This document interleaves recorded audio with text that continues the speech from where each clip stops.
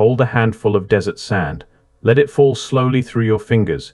Feel the edges scrape against your skin, not smooth, not rounded, but sharp, fractured, almost like broken glass reduced to dust. This isn't what erosion is supposed to look like. We're told these grains were shaped by wind and water over millions of years, softened, worn down, refined by time itself.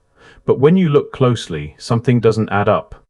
Because erosion doesn't leave behind sharp edges, it removes them. And yet, across Arizona, New Mexico, and southern Utah, the ground is covered in this same material, billions of tons of crushed, angular fragments stretching as far as the eye can see. We call it desert. We accept it as natural. We stop questioning it. But what if that assumption is the first mistake? Now shift your focus.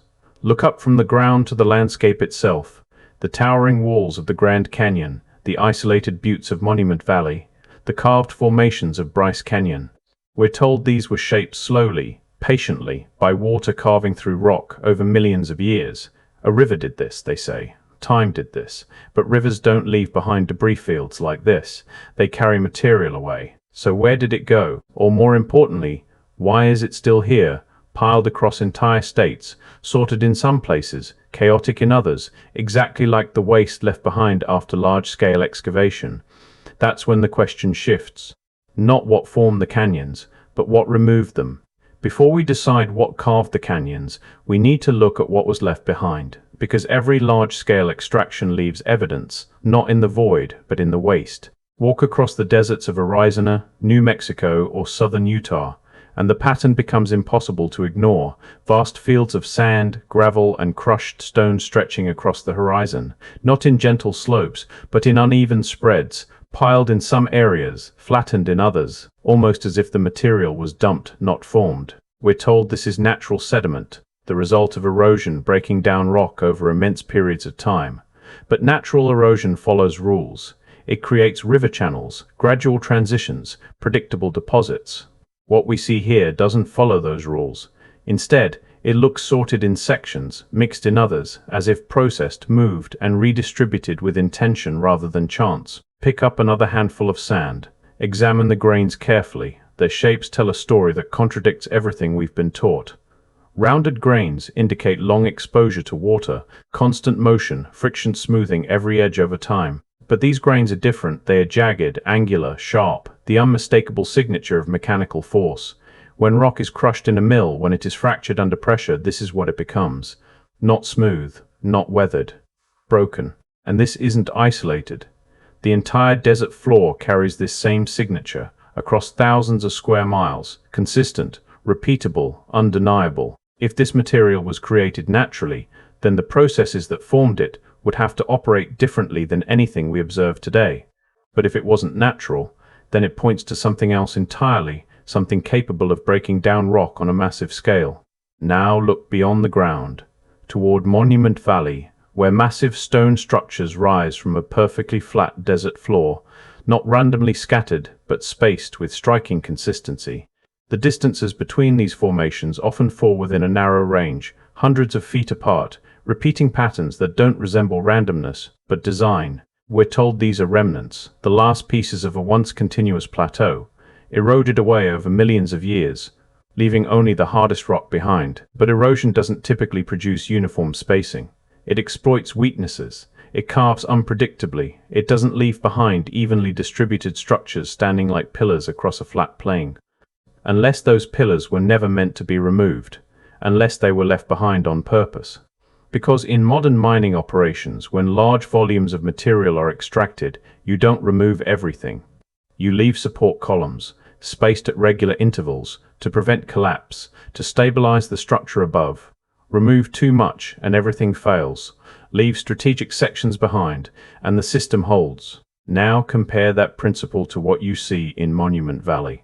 A flat working surface, surrounded by debris, with massive vertical columns left standing at consistent intervals. At what point does erosion stop making sense, and excavation start to explain everything? Look closer at the site of those formations, the vertical faces that drop almost straight down for hundreds of feet, surfaces that appear smooth, continuous, almost uniform in their descent. Natural erosion doesn't behave like this. It softens edges, creates slopes, produces irregular contours shaped by water flow and gravity over time. What you see here is different.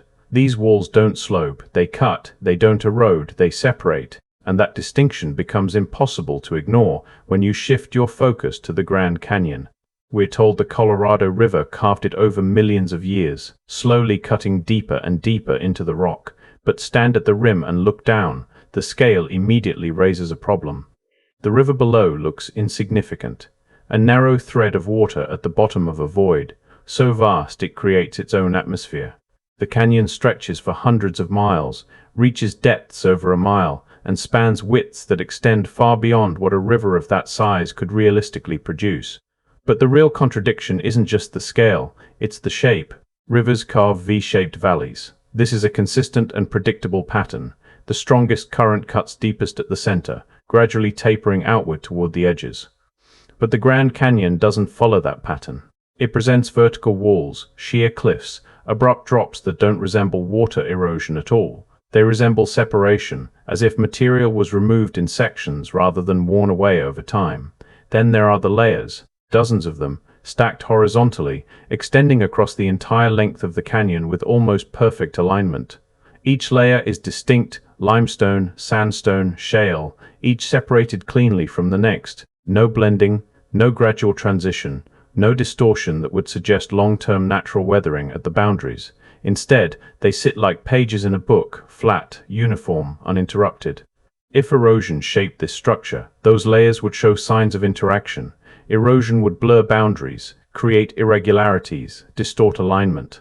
But they don't. The lines remain precise, consistent, almost as if each section was exposed intentionally, one layer at a time. And then comes the question that doesn't go away. Where did all of it go? Because removing that volume of material isn't a small process. It's not something that can be explained away with gradual timelines. The canyon represents an immense absence, trillions of tons of rock that are no longer there. The explanation given is that the river carried it away, grain by grain, over millions of years.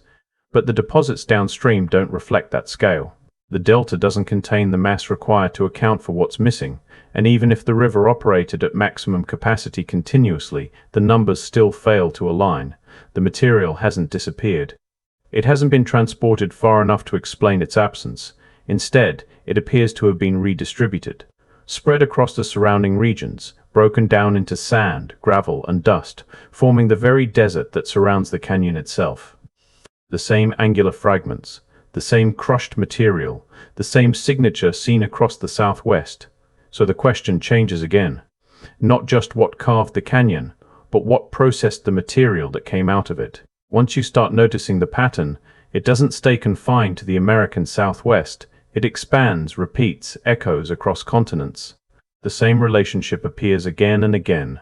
Vast flat deserts sitting beside sharply defined formations, crushed material spread outward, and geometry that doesn't quite align with natural erosion. Look at the Atacama Desert in Chile, one of the driest places on Earth, regions where rainfall hasn't occurred for centuries, yet the ground is covered in gravel fields, pulverized rock, and sand dunes made from fractured stone. Not rounded, not weathered, but angular, consistent with mechanical breakdown. In certain valleys, the walls run straight for long distances before shifting direction at sharp angles, almost forming corners that resemble deliberate cuts rather than natural curves. And then there's the sorting. In some regions, material appears separated by color, red in one area, lighter tones in another, darker deposits elsewhere. Natural forces don't organize debris like this. Wind disperses, water mixes, gravity spreads. But sorting, especially by characteristics like color or density, suggests a process, a system, something that handled material and redistributed it with a level of control. This same structure appears in the empty quarter, in the Gobi, in the Sahara, and across the Australian interior. Different climates, different geologies, yet the same visual signature repeats. Flat expanses of debris adjacent to formations that appear carved rather than worn. It's not an isolated anomaly, it's a global pattern. And that's where the scale begins to matter. Because if this pattern exists across multiple continents, then whatever created it wasn't local, it wasn't limited, it operated at a level that challenges the way we think about historical capability. The question isn't just what formed these landscapes, it's what kind of system could produce the same outcome, repeatedly, across the world.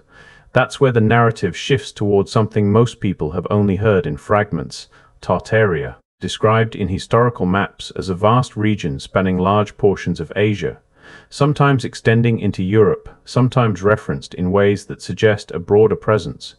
Then, within a relatively short window of time, the name disappears, replaced, divided, reassigned, leaving behind fragmented records and unanswered questions. Whether it was a unified empire or not isn't the point. The point is capability, because across the same regions where this name appears in older records, you also find structures that challenge conventional timelines: massive stone buildings, foundations buried far below current ground level, infrastructure that stretches beyond what we comfortably attribute to the past, aqueducts, road systems, canal networks, all indicating a level of engineering that required both knowledge and resources. And if a civilization had the ability to construct on that scale, then extraction becomes part of the equation. Resources don't appear out of nowhere. They are taken, processed, moved, and used. Large-scale construction demands large-scale supply. Stone, metals, materials that must come from somewhere, and when they are removed in sufficient quantity, landscapes change. They don't just erode, they transform. So the connection starts to form: a pattern of excavation, a distribution of debris, and a historical gap where a capable system may have existed, then disappeared, leaving behind evidence that no longer fits comfortably within the timeline we've been given, which leads to the next layer of the question. Not just who had the capability, but what happened to them.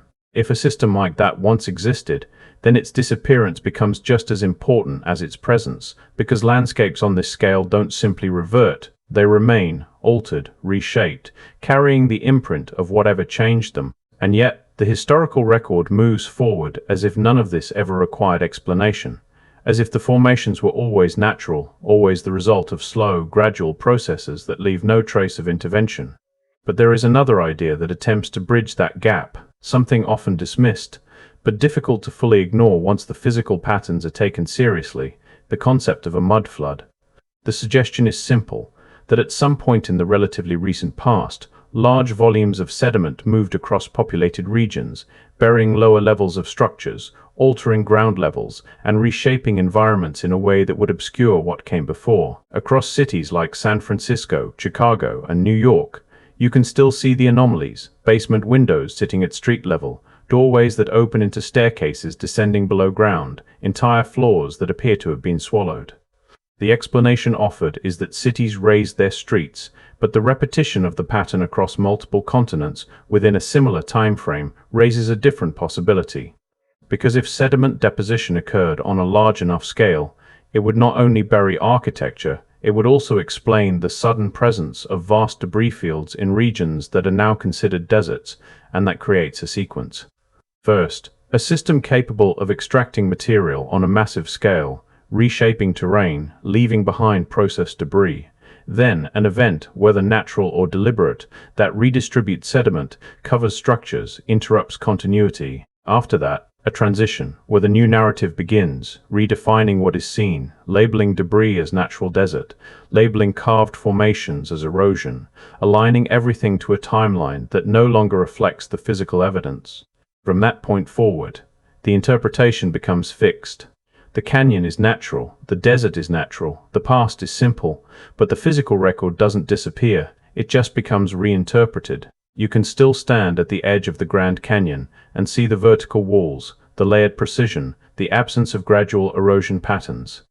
You can still walk across desert ground and feel the sharpness of crushed stone beneath your feet, observe the distribution, the sorting, the scale. You can still trace the same pattern across continents, repeating in environments that should not produce identical outcomes through natural variation alone. So the final layer isn't about proving one explanation over another. It's about recognizing the mismatch between what is observed and what is accepted, because once that gap becomes visible, it doesn't close easily. Every detail starts to carry weight. Every formation becomes a question. Every explanation feels incomplete. And the simplest assumption begins to break, that what we're looking at was always meant to look this way.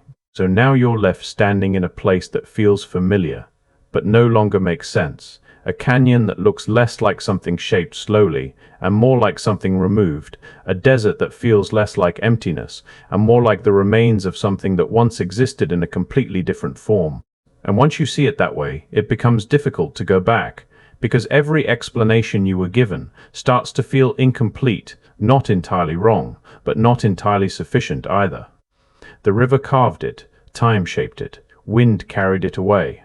These ideas explain parts of the picture, but not all of it, not the scale, not the precision, not the consistency that repeats across continents. So the question isn't whether erosion exists, it's whether erosion explains everything, because if even a fraction of what you're seeing doesn't fit that model, then something else has to fill that gap, something that accounts for the debris, the geometry, the distribution, the patterns that appear too organized to be accidental. And that leads to a possibility most people never consider, that the landscapes we call natural might actually be the aftermath, not of time, but of activity. So the next time you see a canyon or walk across a desert, don't just look at what's there. Ask what's missing, ask what was removed, and then ask the question that changes everything. If this wasn't shaped by nature alone, why does every official record insist that it was?